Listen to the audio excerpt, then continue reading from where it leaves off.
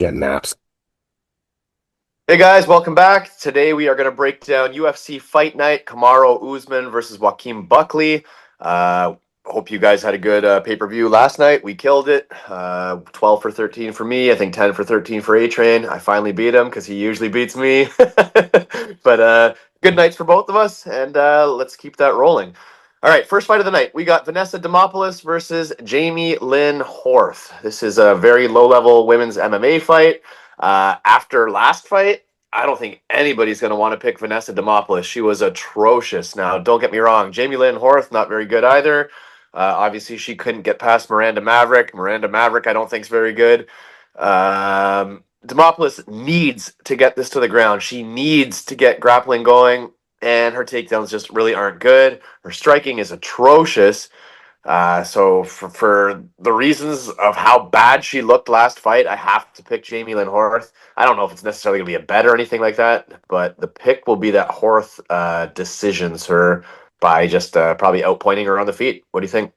Well, Jamie Lynn Horth is actually a pretty big girl for this division, right? So, and even in her losses, her wins, she's had an up and down UFC career, but she's been competitive. She was competitive in that Miranda Maverick fight. She wasn't completely out of the water. Her striking isn't the greatest, but I think it's a little bit better than short-armed Vanessa Demopoulos there. And now, Vanessa showed the true weakness in her game was like a one-dimensional grappler until Lita Alencar got her down all 3 rounds and held her there. What I can say for Jamie Lynn Horth is in 4 fights that she has in the UFC, she at least pushes the grappling a little bit and always has a takedown and always gets some sort of control. So, man, she's bigger than this girl. If she gets down to Demopoulos, if she's not getting up from Alencar, I think Jamie Lynn can even sit on her for like 3 rounds, to be quite honest with you. So, yeah, man, I'm taking a bigger girl here. I'm going to take Jamie Lynn Horth. Go Canada, Canada, Canada. Sorry. All right, next fight of the night, we got Phil Rowe, 10-5, taking on Ange Loosa, 10-4. These are two guys that are very frustrating for me. Phil Rowe, I had high hopes that he was going to turn into like this sniper of a striker that was knocking guys out because he's shown he can crack, but then like he did it like once or something, and then ever since then he's been low volume, like just frustrating, like underperforming in my opinion. So like he never lived up to what I was hoping he would be. And then on the other side, you got Ange Loosa, who's the opposite. He's extremely grinding and boring. Like he wants to like clinch, get you on the cage, wear you down, like just win and not very fan friendly style of watching. Like kind of boring to be honest. So not a big fan of either guy here. I would love for Phil Rowe to knock him out, but I can't trust him. Like he's too low volume. He kind of tires and slows. Like he can knock Angelusa out. I don't think he's going to. I think Luce is gonna make this a grinding, boring ass fight that I'm gonna hate every second of. And I think Angelusa is gonna win by decision. And I hate to say that. What do you think? Yeah, so I think this is your grinder fight, though. You're right, right? So, Ange Loosa, when he wins, he'll get the takedown, he'll get the ground game involved, and he'll grind, he'll take you down, you'll get back up, but then he'll do it again, he'll push you around. So, I don't think I mean, both these guys are frustrating in the sense that one time Lusa's gonna throw 129 strikes, and then the next time he's gonna not throw anything. And Phil Rowe, on the other hand, is exactly what you said he is. Like, some one day he's throwing some wicked strikes, and then the other day he's throwing nothing. So what do you get out of these guys?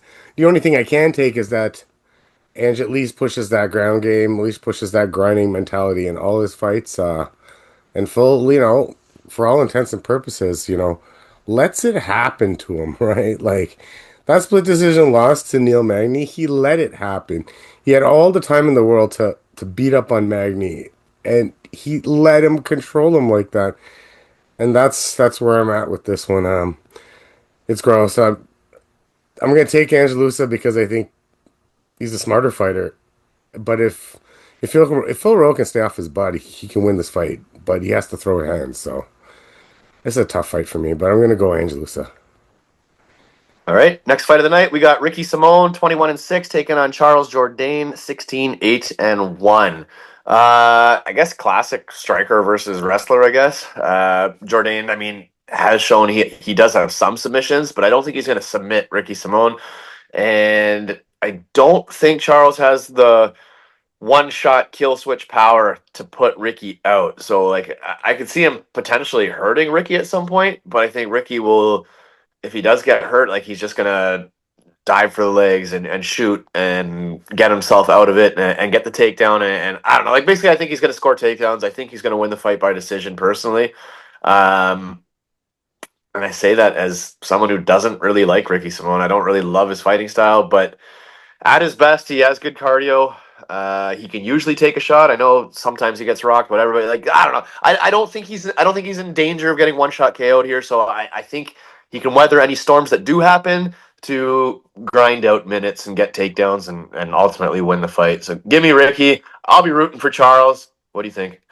Yeah, I'm gonna take Ricky in this spot too because Charles has had problems with wrestlers in the past, and he can get taken down here. But Ricky also has problems with strikers that throw big volume, and that's not something Charles really does either, right? He throws some volume, but he's not a big volume guy. He's not always coming after you. He's kind of actually looking to finish you on the feet rather than like, just keep throwing out things. Sort of like our buddy Mario Bautista yesterday. That was a revelation watching him and the way he was throwing out that volume. That was pretty crazy, right? That's kind of what you want to see out of a striker, but so I just don't think he stays on his feet, and I think Ricky will control him. And yeah, man, I mean that was a big win for Ricky against Javid Basharat in his last fight. I know he knocked him out, but I don't think Charles gets knocked out here. I think he gets grinded, like you said. So Ricky Simone by decision. Sorry. All right, next fight of the night, we got Cody Durden, 17-7-1, taking on Jose Ochoa, 7-1. I don't know if I pronounced that right. I literally did a little bit of YouTube study on this Jose guy. Looks like he likes to strike, looks like he can crack. Has not faced the level of competition Cody Durden has. Cody Durden, at his best, is very good, but he can be knocked out. So obviously, there's going to be the fear that Jose knocks him out for sure. This is a fight I need to do more research on. I'm going to be straight up. I don't have a confident take on this fight.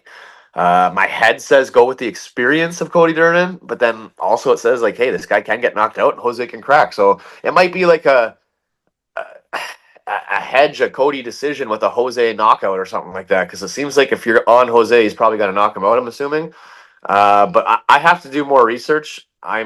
If I can have one pass on the card, this would be the fight I'm passing on for now. What do you think? So I did a little bit on this one. Now the odds are interesting. Jose is minus 170. Cody's a plus 140. So I found that interesting. I looked at the one fight Jose had in the UFC against Loner Kavanaugh. He's a tough son of a bitch because Loner Kavanaugh is actually pretty damn good. And he stood in there and took his best shots and didn't flinch. You can argue that he was right into that fight, right? And he was right there. And it's a couple red flags, though. I mean, being right there, good there. You only threw about 50 strikes. Didn't really see a ground game. Those are the couple things I did see. But he was tough. I'm gonna say that much. Now, yeah, there's some red flags because you don't know what is. I haven't been able to see too much about can he stop a takedown because Cody Durden's gonna come at him with some takedowns, right? We all know this. Cody's got to get little bit better at not being complacent because he could have ran over Bruno Silva for that whole fight, but he got complacent. He got knocked out, just like you said. So. I don't like so I call this the Rolando Bedoya factor. A guy that has a good fight against someone but loses and now is a big favorite in the second fight. And I always I was always picked him because I'm like, oh, he had such a good. I'm not doing it here. I'm gonna go with Durden because I'm gonna go with the experience. And this one's probably gonna kick me in the ass because I always pick the second guy and I always go with that other guy that had a good fight and still lost it. But now, I'm gonna go with the experience here because I do have to do a little bit more research. I'm trying to find a little bit on his takedowns, right? But like we all know Cody's gonna go for it, right?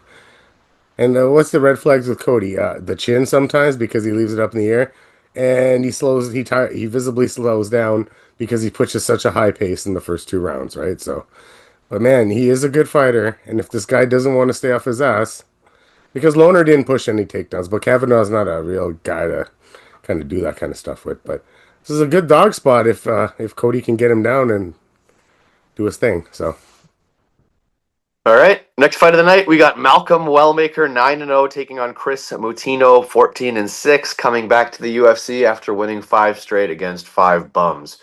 This fight just makes absolutely no sense. Why bring Chris Moutinho back and then to fight Malcolm Wellmaker, who just beat somebody better than him? Like, it just doesn't make any sense to me. The whole matchup is weird. Chris is best known for taking a punch. Like, that's literally what he's best known for, is having a pretty fucking cement head. But I think Malcolm Wellmaker should smoke this guy. Like, I think he should.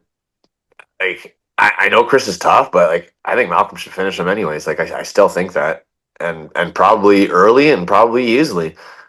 So unless Malcolm somehow punches himself out, like Chris Moutinho pulls out a Homer Simpson here and eats 100 punches and gasses the guy out and then knocks him out. Like, I just doesn't. The fight makes no sense to me. Malcolm Wellmaker should fucking floor this guy. Give me Malcolm Wellmaker. I'm assuming the odds are crazy, which they should be. They should be wide. What do you think? Yeah, I'm gonna take Wellmaker too here. This is a decently easy pick if you ask me. Wellmaker won't gas himself out here because he's not a volume guy. Like he's an accuracy power guy. You can see that in that fight against Simon because he took his time, and then when he cracked him, right? And that's the same thing he's gonna do here. What is Moutinho gonna do? March forward, I guess. But like Wellmaker kind of strikes just like Sean O'Malley, just with not as much volume, right? And I would hate to say more power, right?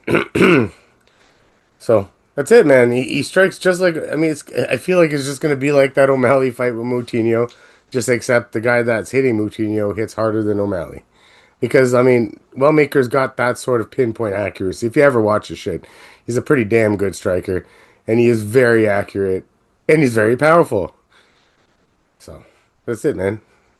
All right. Next fight of the night, we got Michael Chiesa, 18-7, taking on Court McGee, 22-13. Very similar fighters. Both like to push the grappling. Both are not good strikers. Both are kind of have durability issues. Both are old.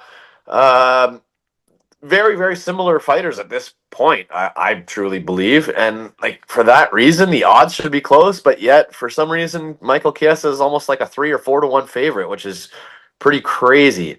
Uh, I would choose anybody with knockout power against Court McGee, like in a second. But Michael Chiesa is not a good striker. He's got to take him down and then what? Try to go for like an arm triangle choke. That seems to be like Chiesa's signature move. Is that going to work against Court McGee? I don't know. I mean, this fight could be extremely boring. It could be close. It could be, I don't know. To me, the odds are just way too wide. If I didn't see any odds, my head would probably lean Chiesa. But at those odds, it's like, I almost have to play Court McGee. Dog or pass for betting dog or pass, pick.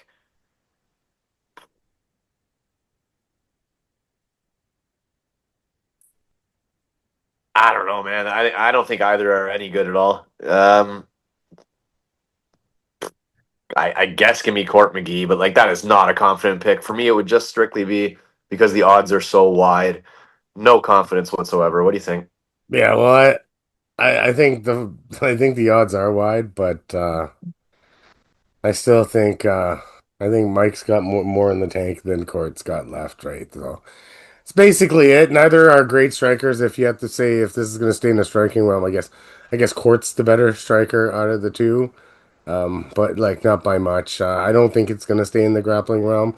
I mean, sorry, the striking realm. I think it's gonna get pushed up against the cage. I think these guys are gonna try to grind him, and I think Michael Chiesa is slightly better wrestler, and I feel like Court's getting older, and Chiesa's got a couple fights left in him against these type of guys. I mean, at the end of the day, that Max Griffin fight that he last fought at Max against, like. I mean, before that, Tim Means sub by McGee. Everybody thought he was down and out, right? So this comes down to like I think Chiesa's grappling might be a little bit better. I think the odds are off, but I also think Court's old. So yeah, I'm gonna go with Chiesa with a faint heart, but like just cause I just think I think Court's in the same realm of his career as when we're gonna talk about Kamaru Usman later. So. Yeah. All right. Next fight of the night. This should be a fun one. We got Paul Craig versus Rodolfo Bellato. Craig, 17-9-1. Known for getting knocked out or known for fucking pulling crazy submissions out of nowhere. Very, very dangerous, fun fighter. Not really good. Well, I mean, like, he's bad on the feet, but all it takes is a minute in his world, and you are in trouble if he can get you on the ground somehow. Rodolfo Bellato, 12-2-1, hits very, very hard, very, very capable of scoring a knockout here, and probably can do it early. Does slow down though. If this fight goes deep, it's going to get the longer it goes, the worse it probably gets for Rodolfo Bellato. And like he hasn't really fought anyone that good. He got beat twice by Vitor Petrino, who's like already shown he's not very good himself. Every part of me wants to pick Paul Craig. Like I am a Paul Craig fan. Like as one dimensional and whatever as he is, at least like he's fun. Like at least he has one kind of elite skill. Like I mean, Rodolfo Bellato's not really anything other than a heavy hitter. Like he's not great at fucking striking. He's not some wicked like I don't know, man. I want to pick Paul Craig. I think he probably gets knocked out. Rodolfo Bellato probably knocks him out round one, maybe round two. If he gets past that, Paul Craig's submission is very live. I don't know what the odds are. If the odds are super wide, I might splash a Paul Craig submission, something like that. You have odds in front of you? It's the odds are plus 275. It's not. That's already pretty tempting, to be honest. Oh, the last time this fight was booked, he was in the plus 300s, man. And then as the fight approached, it kind of went down, and it ended up at plus 275 by fight time before the fight got canceled on the Bellato side, right? So, Fuck it. I'm taking Paul Craig. I don't give a shit, man. I don't know, man. I get it. Bellato might knock him out first fucking punch to the fight, but I don't know. Bellato's not that great. Paul Craig's been in there with everybody. He's seen it all before. Maybe he gets knocked out again, but fuck it. I'm taking Paul Craig by finish. What do you think? I was on Paul Craig the last time we broke this down, and I'm gonna stick with my Paul Craig pick here. It's the same thing as the. I'm gonna go. I don't believe in Bellato. I don't believe in him. Um, he more than had Jimmy Crute on the ropes last time. He couldn't finish him. God damn, damn, I couldn't believe he couldn't finish him in that fight. But anyways, I don't find his IQ pretty good. I mean, he's in his two wins, his last two fights, he's taken guys down. I think if he takes down Paul Craig, that's a fucking mistake in this fight. To be quite honest with you, so do they drill that into his head? Who knows? Who knows? Right? And Paul just needs one scramble, and yeah, Bellato visibly tires as the fight goes on, and as the power goes, Paul Craig's a tough guy, man. Paul Craig's a tough guy. I mean, there's a ton of times where you like think Paul Craig's gonna lose, and he pulls out shit out of his ass. Like, even that Bo Nickel fight, or the Cabrera fight, or even the Brendan Allen fight. Like, he's losing them late, right? And he's losing those fights late. So I know what Bellato looks like in round three. We know what Bellato looks like in round three. So this is my dog shot on that experience factor, and God, you can't even mess with the Paul Craig who he submitted resume, right? Because it's pretty good. So yeah, man, this is my dog shot, guys. I'm not super confident, but like I'm just gonna play. I'm playing the factor here that Play Bellato. the value. Yeah, it is what it is, man. Yeah, it's not a parlay piece. It's a single stab. Yo, buddy, but All that right. submission, the Paul Craig submission, we're probably getting plus 500, plus 600, plus 700, some a number like that. And Well, that's that's like how he's going to win. So you have to pick him by finish. I think that's like the way to take this fight, to be honest. Not this money line. I would take it by submission, to be honest with you. But All right, next fight of the night. Moving on, main card. If you haven't already, please like, please subscribe. We appreciate it. We got Alonzo Menifield 16-5-1 taking on Umar Sy 11-0. Alonzo Menifield's an okay striker. He can hit pretty hard. I guess, yeah, he's not a bad fighter, but Umar is going to be better everywhere. And he's even bigger, and he's younger, and he's faster. And he should win this fight. Yeah. Give me Umar, maybe even to get the finish, to be honest. But give me Umar on the feet. What do you think? yeah, he's younger. He's better in all. I mean, on Menifield's got that power, and he always will have that power. but after the first round, that power significantly goes down, and we've seen that in all his fights, right? You know, that first round, Sai is gonna have to be a little bit careful with the way he goes about things, but he is the more well-rounded fighter here. He is the better wrestler. He is probably the better grappler. He doesn't need to grapple, but he's shown grappling. He's shown volume. He's shown striking. So, I mean, yeah, Menifield's the next step up, and I think he'll be fine. I just got to watch out for the power shot in the first round. But honestly, Menifield hasn't knocked a guy out in friggin' years, man. It's been a long time since I heard about Alonzo Menifield knocking somebody out. So, but he does have that power, and honestly, that the takedown defense is good in the first half of the fight. But you can take him down as the fight goes because what we said is he visibly tires. So I'm not going to go any more into it. I think Omar wins. All right, next fight of the night, we got Cody Brundage, 11-6, taking on Mansar Abdul Malik, 8-0. For some odd reason, I've been hearing some people say Cody Brundage is a dangerous guy and blah blah blah. Anybody who's picking Cody Brundage, I'm flabbergasted here. I think Cody Brundage stinks personally. Like I don't think he's good at all. I think sure you could say his wrestling is okay, but that's like really about it. Like he's not some good striker. He's not durable. He's not taking down Mansour Abdul Malik. I don't think. I think he's getting fucking KO'd personally. Give me Mansour by knockout. What do you think? Yeah, Cody Brundage is a good wrestler, but he never wrestles. He just wants to stand in there and box with you. Yeah, I picked him to beat Julian Marquez because I thought Julian Marquez was more washed than he was, right? So that kind of stuff. That's I don't I think Mansour is a monster. I think he's a problem, and I think Brundage was just the next step up for him. This isn't a guy like Zachary's or any of those guys that Cody can take advantage of. This guy is just as big, and I think he's way more skilled than Cody Brundage is. And Oh yeah. yeah, Brundage, and for all intents and purposes, yeah, he won that Marquez fight, but he was getting touched up by Julian Marquez as well, right? So the fact that you're getting touched up by Marquez, who I thought was over the hill in the first place, but you won. I mean, he's a fighter. He fights for your money, right? You're gonna have to beat the shit out of him. So this is the Right. problem. He's a quitter too, man. He fucking quit that other Yeah, fight. that was against what's his name? I actually had that other guy Al too. Hassan or some shit. Yeah, well, whatever. Anyways, I'm not picking against this prospect against Cody Brundage. I'll pick a different spot against Amsu or Malik, whatever. He should smash this guy. Kill him. Uh, my laptop just died, dude. What's the next fight? I Uh, can't see. I the can't see next the order now.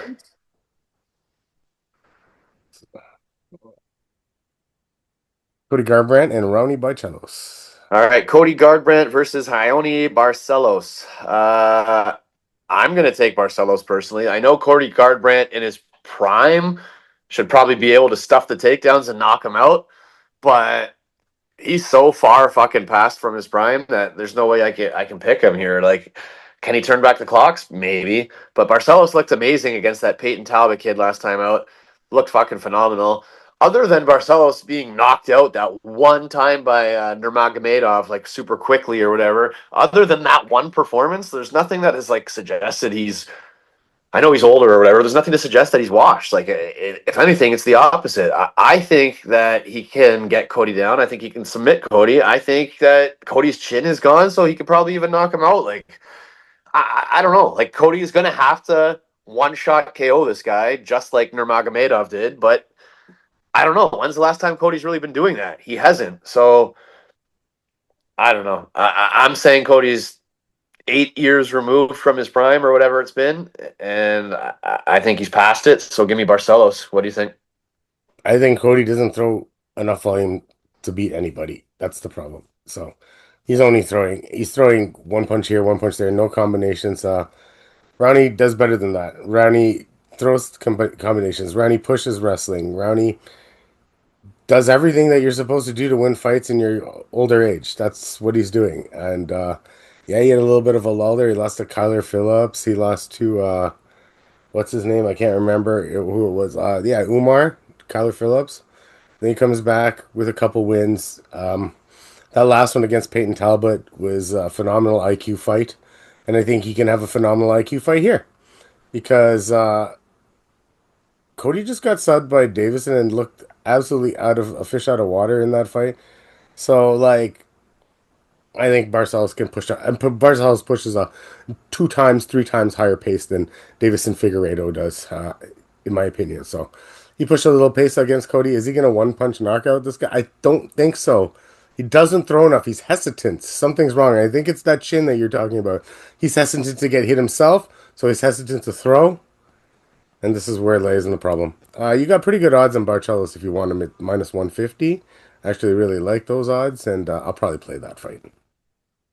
All right. Again, I have no laptop here. What's the next fight, buddy? Shabazyan and Petroski. Edmund Shabazyan versus Armin Petroski. All right, Shabazyan can knock out anybody on the feet. He's definitely the striker here, and Petroski can be flattened. That's absolutely possible. Now Edmund's kryptonite is terrible gas tank, terrible takedown defense. He gets taken down all the time. He gasses out because he can't get up, and he gets finished on the ground or beaten for 3 rounds on the ground. And Petroski is a pretty decent wrestler, so that is very on the table here. Very on the table. I know Edmund looked good last fight, but like I'm never gonna not trust him. Like I'm always gonna not trust him. Sorry, I'm always gonna not trust Edmund Shabazyan. Uh, Problem is, I really don't like Petroski either. To be honest, I think he kind of sometimes quits himself. What are the odds here? Did you have odds or no? Yeah, minus 200 for Shabazzian, plus 170 for Petroski. I feel like it should be a pick 'em. I honestly feel like it should be a pick 'em. Uh, all right, give me Edmund by KO, I guess. But I have zero confidence in that right now, man. I think he could absolutely get taken down and beat on the ground. What do you think? I think this comes down to if this can get into round two or not. This is that I that's it. I think Edmund's probably the better striker. Petroski's not a fish out of water in the striking. I just don't think he's as technical and crisp. He doesn't hit with as much power. He is durable though, like in a sense, like the only guys that he's really lost to in the first round would be Michel Pereira and Jacob Malkoun when he knocked himself out and get trying to take this guy down. But at least he was trying to take him down, right? So in this fight, and that was in the second round. So honestly, I'm gonna pick Petroski because I think he can get to round two. If he can get to round two, Edmund falls off a cliff and he loses fights that he should win. So, prospectively speaking, Edmund won against Dylan Buka. That was round one. But he lost against Gerald Mearshart because all of a sudden he gets in a round two and somehow his cardio falls off a cliff. Like, what cliff? I don't know. It's not like he was doing anything crazy. Then he beats Dobson, but that was round one. But loses to Fluffy because he gets beat down over a 3 round period. So honestly, man, if this gets to round two, I think. And Petroski is known to be a wrestler, and he has pretty decent wrestling. He won that last fight you picked him in, and he was a big dog in that one, I'm pretty sure. Or against Vieira, yeah.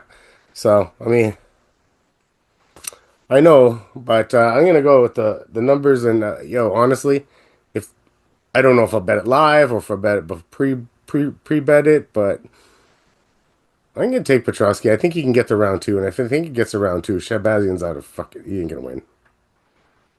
All right, next fight. Rose Namajunas and Miranda Maverick. Rose Namajunas, the former champion, taking on Miranda Maverick. I said it earlier, actually, I think in this video. I don't think Miranda Maverick's very good. I almost always want to bet against her. I think she's an atrocious striker, and I think her wrestling is actually very overrated. Like, if she can get you down, she can win the fight. But I think her takedown defense is actually pretty shit. Like, she pushes the takedowns all the time, but when someone pushes them on her, she is pretty easy to take down, I feel like. I think. And then listen, I'm not a Rose fan. Like if you've been following us, you probably noticed I try to go against Rose quite a bit too. Like I not a big Rose fan, but I think she should be better everywhere. She should be the far superior striker. I think she's a better grappler. Maybe not better wrestler, but she's a better overall grappler. And again, Miranda's takedowns aren't great. Like I think Rose is better everywhere. I think Rose is absolutely better everywhere. She can be low volume for sure. Sometimes she's too low volume, and in a 3 round fight, that's maybe a little bit of a scare or something like that. But she's just so much better, like technically. Like I have to pick Rose Namajunas. I'm assuming she's a big favorite. I don't think Miranda Maverick's good at all. What do you think? Rose is minus 275, which is moderate, I would say at best. Um, yeah, well, Rose can scramble. Miranda's not going to hold her on the ground for 3 rounds. Even if she gets her down, she's only going to get her down for about a minute or so until Rose finds a way to get up. And when they're on their feet, like you said, two different worlds. Miranda Maverick is throwing 20 strikes in these fights that she's winning. Like, it's ridiculous, actually. I could go look at numbers, but yeah, so she's throwing an atrocious number. Even Rose can kill that kind of volume. Rose had a really good fight there with Blanchfield the last time, but she showed that she's like really. So Miranda Maverick, maximum strikes is like 60. She throws 65 in a fight. Well, I don't think that cuts it against Rose, to be honest with you. As low volume as bad as whatever you can say. And Rose is not a fish out of water grappling. Remember, this is the girl that took Weili Zhang down for 3 rounds and beat her that same way. So her herself is not a bad grappler. Herself is not a bad wrestler. And yeah, this is the step Miranda needs. I just don't think she's ready for it. I mean, this is a better fight for Jazzy to take than Miranda to take, to be quite honest with you, because I mean, Jazzy laid the blueprint on how to beat Miranda pretty soundly, and I think that's the same thing here. I think Rose is going to do it differently, though. I think she's going to try to stay off the ground and beat her in the striking realm, to be quite honest with you, because she's a far better striker. So I feel like that's what Rose wants to do in this fight.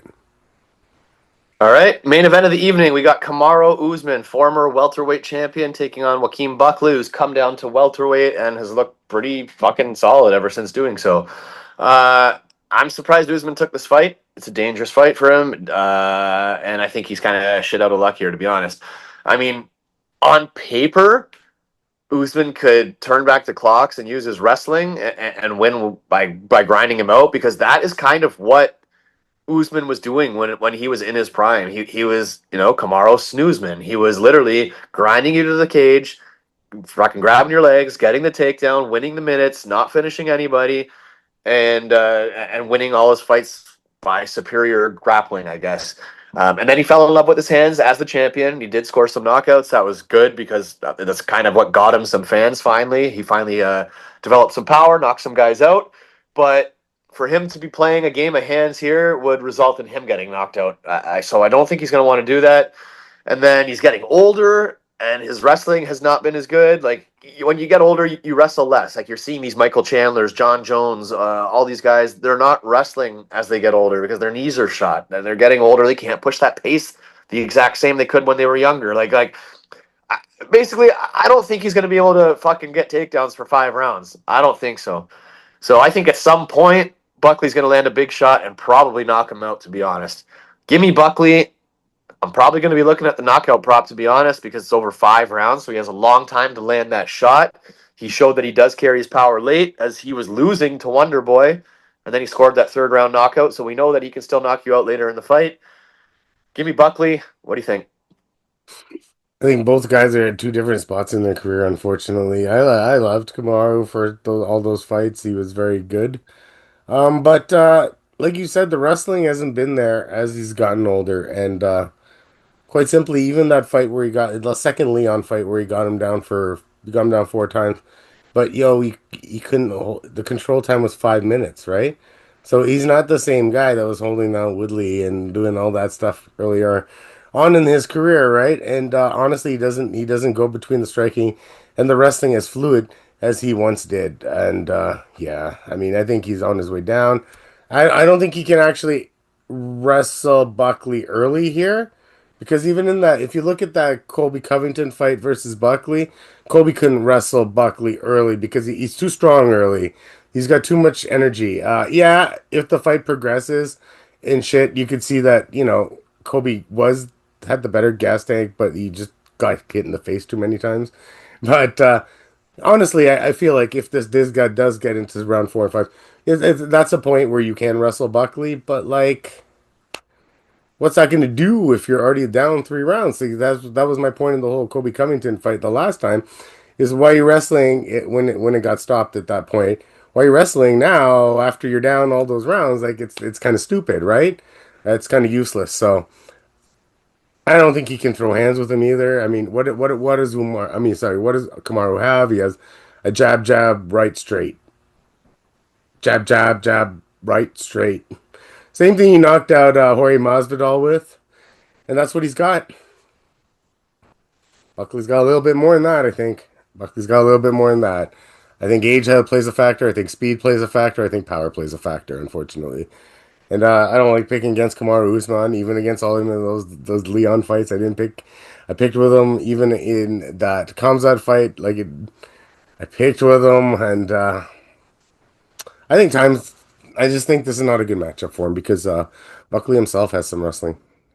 Buckley himself has some wrestling. So All right, there you have it. We're both on Buckley. We both had wicked predictions last card. Let's hope they keep rolling through with this one. And drop us some comments. Let us know what you think. If you agree, disagree, whatever, let us know. And we'll come back in a few days with some props for you. All right, guys, have a good one.